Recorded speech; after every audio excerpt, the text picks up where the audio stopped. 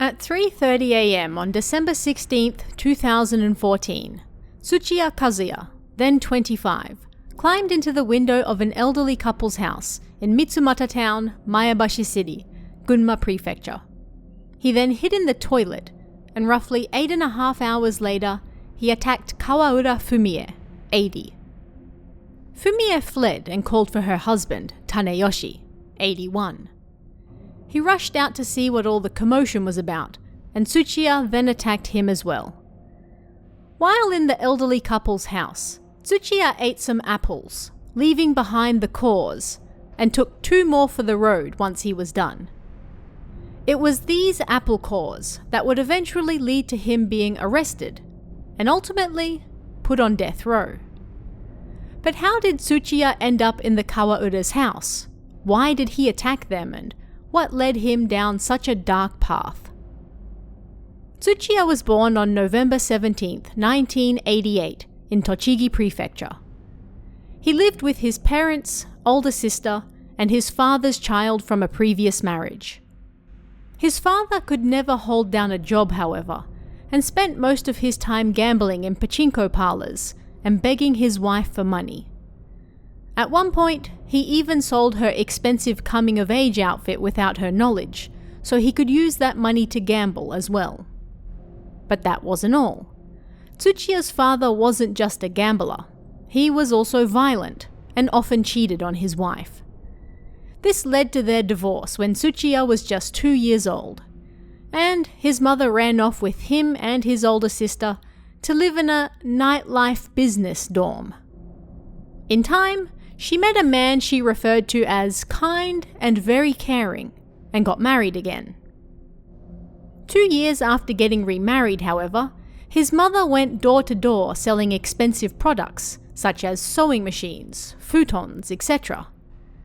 The total value of goods was around 10 million yen, but unfortunately, she was doing so illegally, and she hadn't told her husband how much she had bought to then sell. Disgusted, he divorced her. After divorcing her first husband, Tsuchiya's mother had a rough time raising her 2 children alone, and not wanting to do so again, she ended up dropping Tsuchiya, only 4 years old at the time, at a children's home. Sadly, Tsuchiya faced intense bullying at the home, and when he started school, he was bullied there as well. No matter where he went, life was miserable, and he had nowhere to escape it. At school, children reportedly put flower vases on his desk, pretending that he was dead and they were at his funeral. They also scrawled offensive words all over his desk. In junior high, he joined the baseball club, but again, he was bullied. Other club members hid his personal effects and often threw baseballs at him on purpose. In the end, he decided to leave the club. One of his classmates later remarked that he was an especially quiet kid at school, and it's not hard to see why. Tsuchiya also reportedly went to staff at the children's home and even his teachers to talk about what was happening to him, but nothing ever changed. Tsuchiya was unable to find solace or safety anywhere. After graduating from junior high, Tsuchiya decided it was time to get away from it all and move to a different prefecture to go to high school. This, he hoped, would give him a fresh start away from all the bullying at both school and the children's home.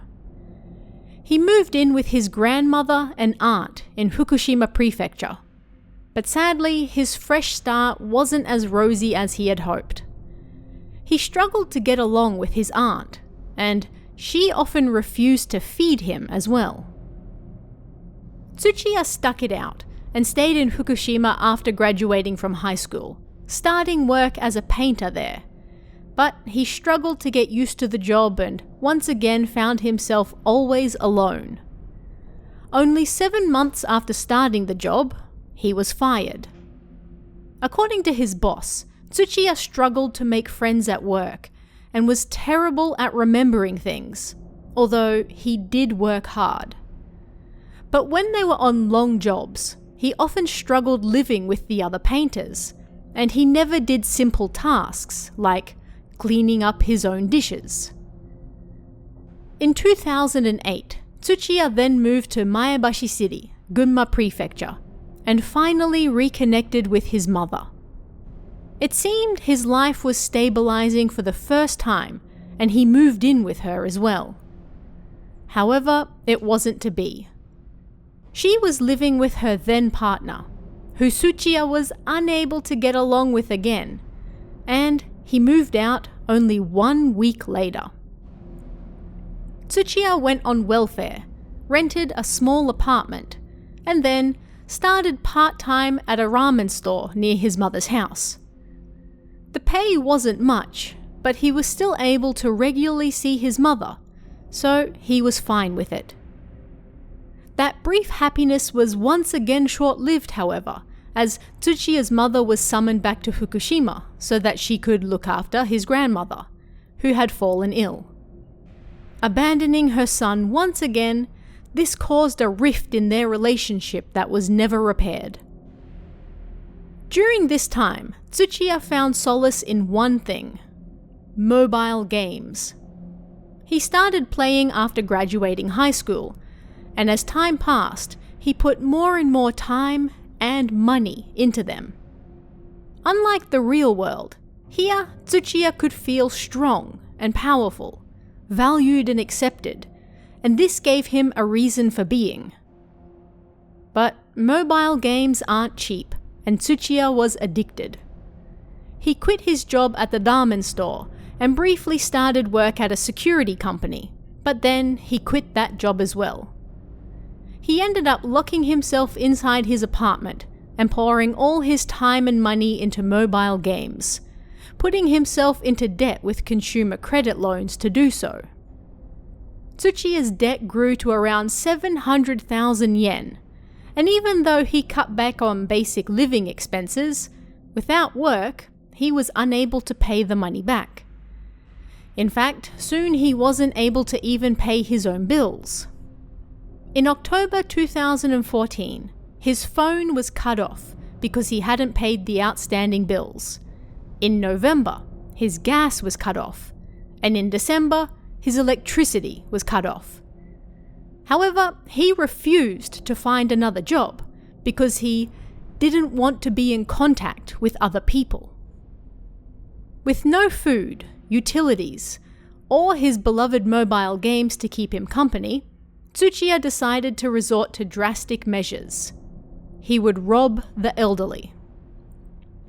On November 11th, 2014, Tsuchiya broke into the home of 93-year-old Kojima Yoshie in Maebashi City around 3 a.m. Her house was located less than a kilometer from his own, and Tsuchiya's reason for picking the house was simple. If they're old, they should have money. He also figured that elderly people would be unable to fight back. After breaking in, Tsuchiya waited 2 hours inside the woman's house before beating her to death. He then stole a measly 7,000 yen, as well as a bag, bread, and some snacks before fleeing. Initially, Tsuchiya wasn't caught, and on December 16th, just 1 month later, he struck again. At 3:30 a.m., he broke in through the window of the Kawaura's house, this time just over 1.5 kilometers from his residence, and then he hid in the bathroom for several hours. When he ran into Fumie, he attacked her, and when her husband came running, Tsuchiya also attacked him. Although Fumie ultimately survived, her husband unfortunately passed away. While in the house, Tsuchiya ate some apples, leaving behind their remains, and then took 2 with him for the road. It was this small act that would eventually lead to him getting caught. But having now robbed 2 houses occupied by the elderly, and having thus far gotten away with it, Tsuchiya still wasn't done. On December 21st, not even a week later, Tsuchiya went to the old ramen store he used to work at, and decided to rob them too. He stole pork, bamboo shoots, minced meat, and other foods totaling around 8,000 yen. Yet, all of this was caught on the store's security cameras. And being that Tsuchiya used to work there, they were able to identify him right away. 2 days later, on December 23rd, Tsuchiya was arrested. By this point, the deaths of the 2 elderly people he had robbed had been combined into the same case because of their similarities, and the police had his DNA from the apple cores left behind at the Kawaura house. When they tested Tsuchiya, it was a match. They also had footprints from the scene of the crime, and again, they matched perfectly. With enough evidence on hand, Gunma police arrested Tsuchiya on December 26th for the attempted murder of Fumie, again on January 15th for the murder of Taneyoshi, and then again on February 5th for the murder of Kojima. Tsuchiya admitted to the charges and told police that he broke into their houses intending to steal money and food, and planned to kill the occupants if they found him. His first trial began on June 30th, 2016. Initially, the defense requested an investigation be carried out to determine whether his upbringing was to blame, and they ultimately tried to downplay his intention to kill. They claimed he had a personality disorder and that he was only focused on escaping with the money.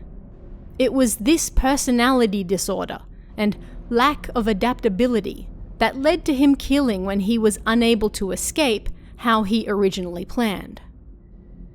Yet, the prosecution pointed out that he had been studying methods of breaking and entering, had practiced doing so, and also prepared a weapon beforehand. He didn't just hit his victims once and run. He attacked them over and over before fleeing, and had prepared beforehand so he could do so. Doctors pointed out that Tsuchiya did indeed have a personality disorder, and he waited for hours inside each house while he debated what exactly to do. When he suddenly ran into the occupants of the house, he was unable to cope and acted impulsively without much thought. However, his disorder couldn't be blamed for the deaths because he did so out of fear of getting caught, and as the prosecution stated, he prepared a weapon beforehand and had already practiced what to do.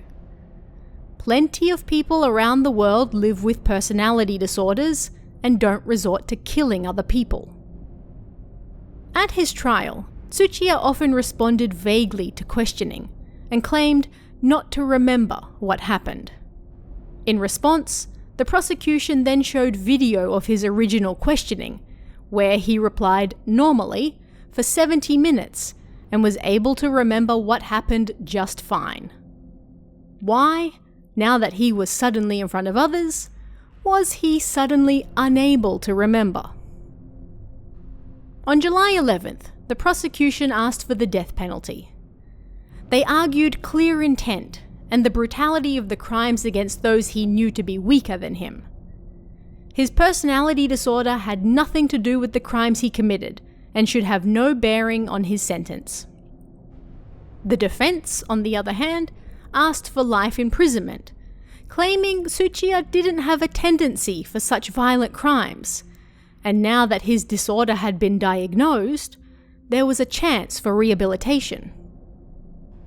The court agreed that Tsuchiya had an unfortunate upbringing and acknowledged his personality disorder, but neither of those could be blamed for the brutal crimes he committed.